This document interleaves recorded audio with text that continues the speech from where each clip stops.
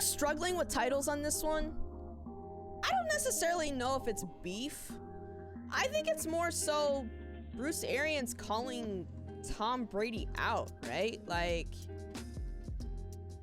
apparently Bruce Arians, who we know was the Buccaneers head coach, he decided to step down. He gave Todd Bowles the opportunity. It's been a rough season, to say the very least. It's been a very, very rough season for the Buccaneers in terms of winning games. Some have alluded to the fact that they're still having highs from the Super Bowl 2 years ago. But I guess Bruce Arians openly came out and said that Tom Brady is not playing good. Said that he's playing bad. How do we feel about that? I think because Tom is the Super Bowl winning quarterback 7 times.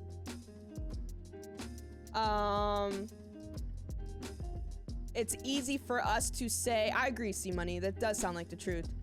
It's easy for us to say that, perhaps it's coaching or it's all the other surroundings as to why things aren't going the way that they're going. There's no possible way that we could blame things on Tom Brady.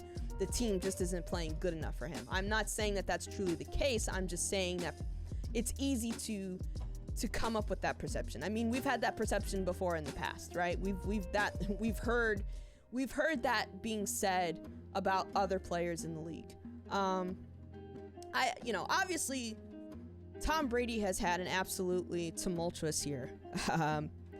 I'm sure a year, just in general. I think we're fooling ourselves. What in the world is this? Sorry, chat. I'm trying to have a Beyonce playlist here, and like some of these songs I've never heard in my life. I think we'd be fooling ourselves, chat. I think we'd absolutely be fooling ourselves if we said that some of the things that are happening in Tom Brady's personal life with what he's gone through over the past several months is not carrying into his gameplay. He took a leave of absence for the most part during training camp. He's openly said, hey, I got a lot of shit going on. He's got kids, they're involved in things, to which then we later found out that he was going through a divorce with his wife, Giselle, right? The divorce was finalized a few weeks back. I think it's kind of cool that they're both kind of staying within proximity of each other. I believe, I don't know if it's Tom that's getting a new house built or if it's Giselle that's getting a new house built, but from what I heard, Giselle is moving like within the same area or just flat out like across the street from Tom, which is good because I'm sure that was done for the sake of the kids, right? At the end of the day, when you have kids, you want to make things as normal as possible, right? It's not about you, it's not about your feelings, it's about making sure that your kids are okay and that they're able to still have a life, still have loving parents that are there for them, right? And so that could be what we're seeing here, right? I mean, I'll be honest and say that it frustrated me, especially with the Pittsburgh game. It frustrated the mess out of me when I saw Tom Brady just absolutely drill the offensive line on the sideline. I mean, he gave them a serious tongue lashing. But yeah, this was the same Tom Brady that was legit at Robert Kraft's wedding the night before. He was at Robert Kraft's wedding the night before, meaning that he wasn't with the team, probably missed out on all team meetings, and more than likely showed up the day of the game and just was expected to do what he does. So I wasn't a fan of that. I feel like accountability is very important. As we know, football is a team sport. So again, accountability in a situation like this, it means so much. It means so much. Managing egos is a hard task. Having the right coach matters. So what are you insinuating? That perhaps Todd Bowles isn't the right coach? Yeah, he's been criticizing Brady for a while. Hopefully they aren't at a point to where they resent each other. The friendship after the marriage and relationship ends is important. I agree with you, C-Money. I would hope that obviously things can't be the way that they were in terms of the love that they had for one another, but I would hope that there's still love there. If not for each other, for the kids, right? For the kids, because kids can be very, very perceptive of behavior, right? Like, you know, I know when my parents are at odds with one another. I know when my dad is upset with my mom. I know when my mom is upset with my dad, right? So I'm not saying that they have to put on an act. I'm not saying that they have to.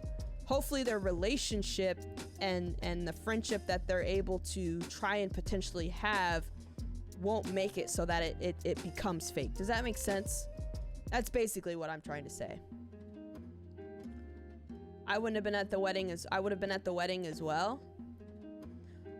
I wasn't a fan of the wedding happening during the season. Like, and I said this, I feel like I said this during the last show, like, y'all was probably playing house to begin with. So the fact that he had that wedding during the season, I didn't agree with, you know?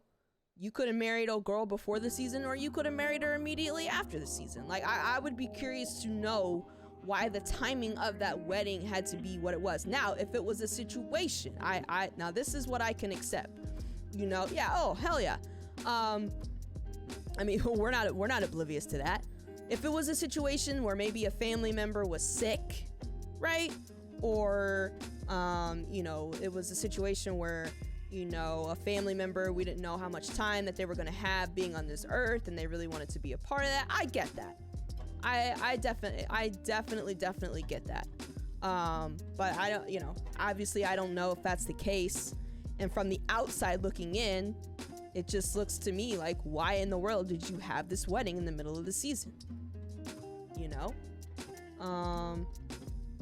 Kraft shouldn't have to hold off his wedding due to an NFL season, though. But we all know that the NFL season, in my opinion, the timing was bad. In my opinion, the timing was bad. Just because of the fact that the NFL season is going on. We can't say in one breath that we want our players to be 100% committed, 100% all in, you know, and then there's something, you know, what I mean, obviously, Bill Belichick didn't go to the wedding because he, you know, obviously was honed in on the season. But what if some of the players went? Are we going to fault the players for playing bad because they went to the wedding? I would personally not have scheduled a wedding during the football season. As someone who has a family member who is a high school football coach, we learned very, very early on, especially when it came to family reunions, he told us flat out, if you guys schedule these family reunions in July, I will not be there. I will not be there. And we want him there, right? This is my uncle that I'm talking about now. We want him there. And so what we started doing was having our family, whether it was in Ohio, whether it was in Pittsburgh, or whether it was in Baltimore, we started having our family reunions between the middle of June towards the end of June. Mainly the end of June. But it's just, you know, I get it. It's your wedding day. You want to have it when you want to have it. But at what point do you try to be, I mean, you can have that's Robert Kraft's situation is so different because of the fact that he's a bajillionaire and he could have had that wedding whenever he wanted. You know, it's not like a situation where, you know, for the average person, well, we have to have this wedding at this time because this is the only time that we could get this location locked, or, you know, I find it terribly, terribly hard to believe that those are the same discrepancies and those are the same trials and tribulations that someone such as Robert Kraft is going through. I don't give a F what time of the year it is. If If it's so me body I want to support, I'm gonna be there. Again, I think the point that I was ultimately trying to make was the fact that I just, you know, you don't have no business yelling at your offensive line not playing well when you weren't a part of what's going on that led up to the game. You weren't 100%. You weren't 100% in terms of the game plan. And so to sit there and just show up and say you guys are the ones that aren't playing well, guess what? Those guys didn't go off and do whatever it was that they felt like they needed to do. And who's to say that they didn't want to go off and do what they wanted to do, but did not get the approval? See, there's a lot of gray areas that we may not know, right? And obviously I'm being hypothetical with this, but it's very clear that there has been special treatment going on with Tom. And we as a society have said, if you're this in terms of greatness, if you're that in terms of greatness, you can get away with things that other people can't get away with. Superstar, and that's exactly what I'm saying. Take some responsibility when you're not playing well. And I think that's what I'm getting at, Lady K, and that's what's missing from Tom. You know, to say that everyone else is playing bad, we get it. You've got 7 Super Bowl rings, okay? You've been playing for over 20 years, right? You know the ins and outs of this game. We get it. You're gonna go down as one of the best quarterbacks of all time. But that doesn't make you being a superstar shouldn't make you exempt from having accountability. And you know, that's what's going on here. I agree the accountability is missing, but I don't fault him for going to the wedding. He should have just took that responsibility the next day when his teeth got kicked in, and that's what was missing. That's what was missing. The only reason I brought up the wedding situation was because of the fact that he did go to the wedding, and it was whether we want to admit it or not, him going to the wedding could have contributed and could have been characterized as a distraction. Don't yell at your teammates for not playing at the level that you feel that they should be playing when they are 100% at what they're supposed to be doing with the team and you're not.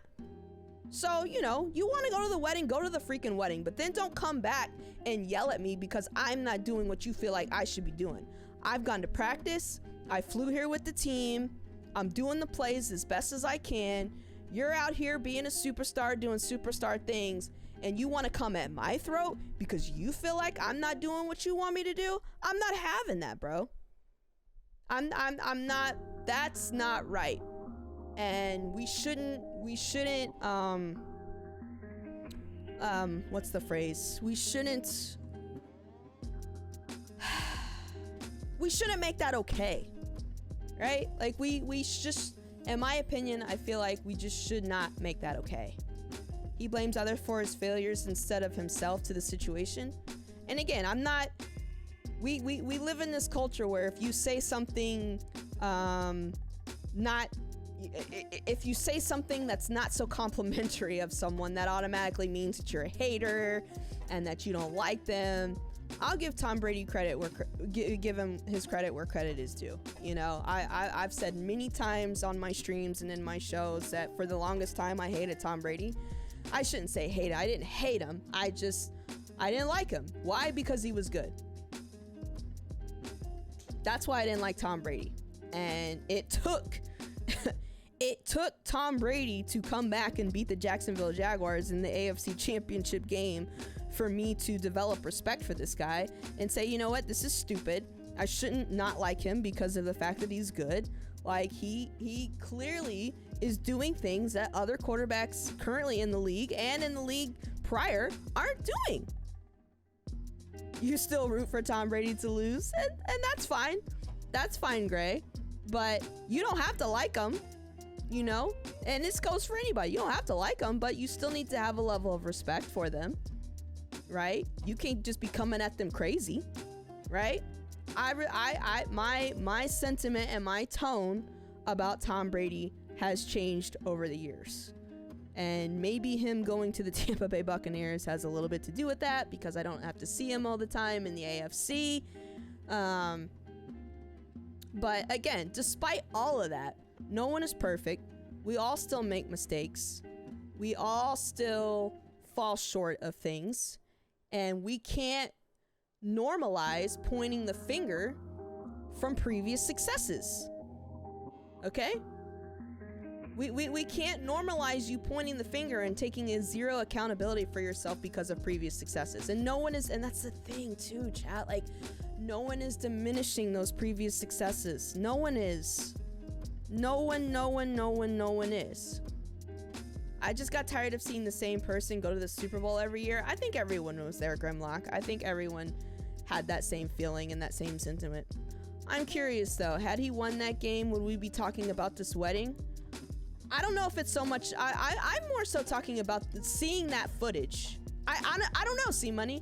I'm more so talking about seeing that footage of him yelling at, whether they won the game or not. I don't know that my sentiment would change because of the footage of him ripping that offensive line a new one.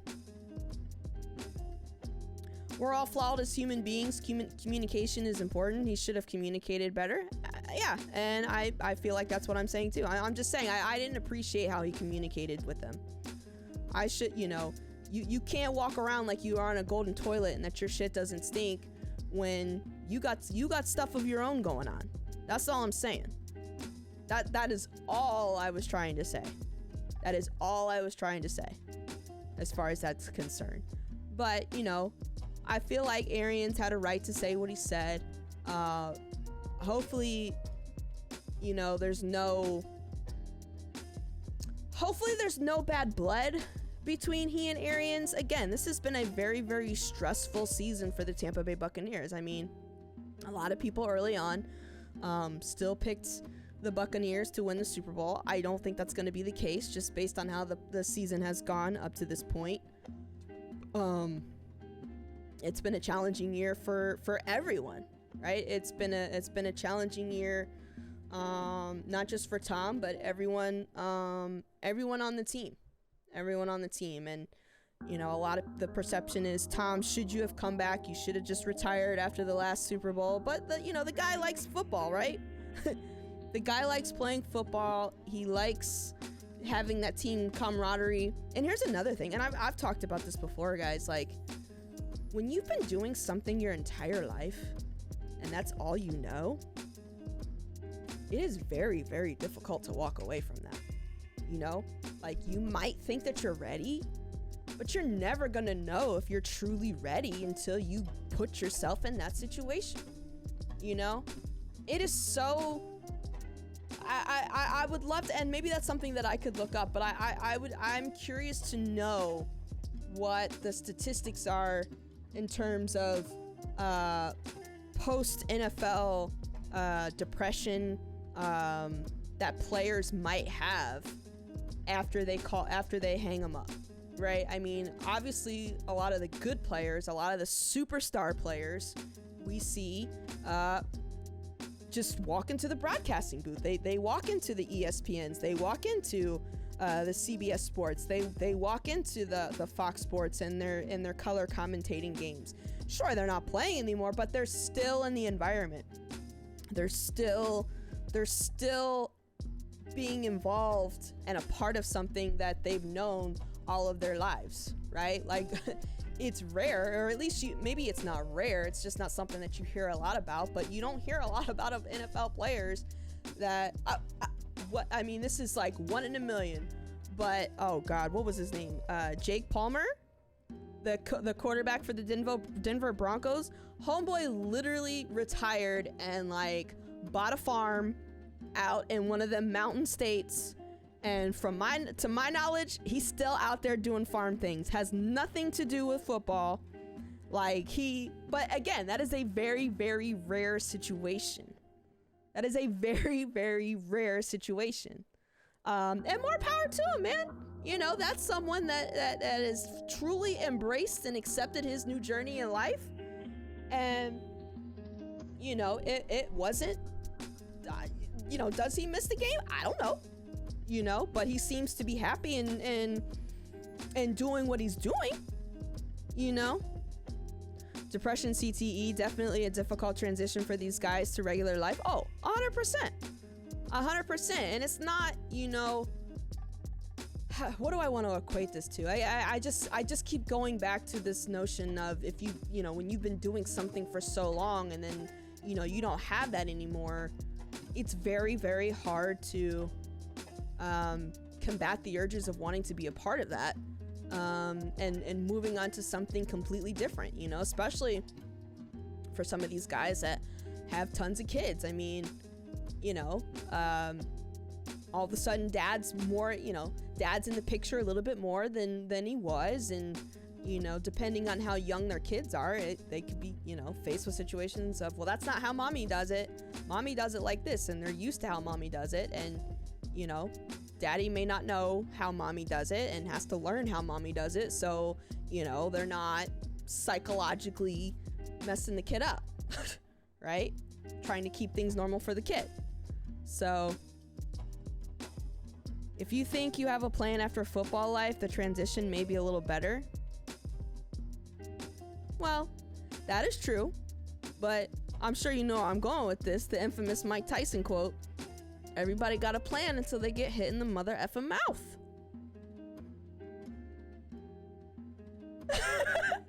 So, I don't know. But I think we're going to wind down here on this subject matter. But yeah, we'll see how the rest of the season plays out for the Bucks. I don't fault Bruce Arians for calling Tom on the carpet with this because, as it's looked right now, it's just, we've just seen nothing but frustration from Tom. Like, the media has just completely,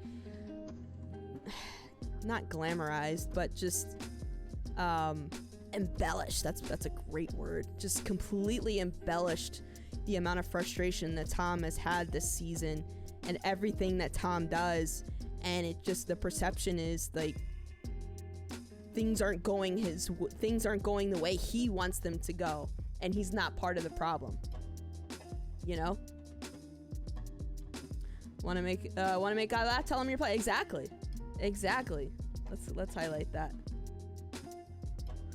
They said that's why Tom came back. He was at home with the kids for a week and said F it. Yeah, that's interesting too, and I have thoughts about that too.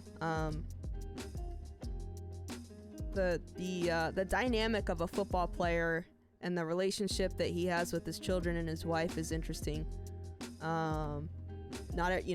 Some football players, even though they're away and doing their thing, are still very involved with their kids and their kids' lives. Some, truthfully speaking, are not. They just kind of do their football thing and the money's rolling in, and, mom's taking care of making sure the house looks nice and making sure that the groceries are in the fridge and kids are at soccer practice, and, it's very interesting. It's every relationship is different.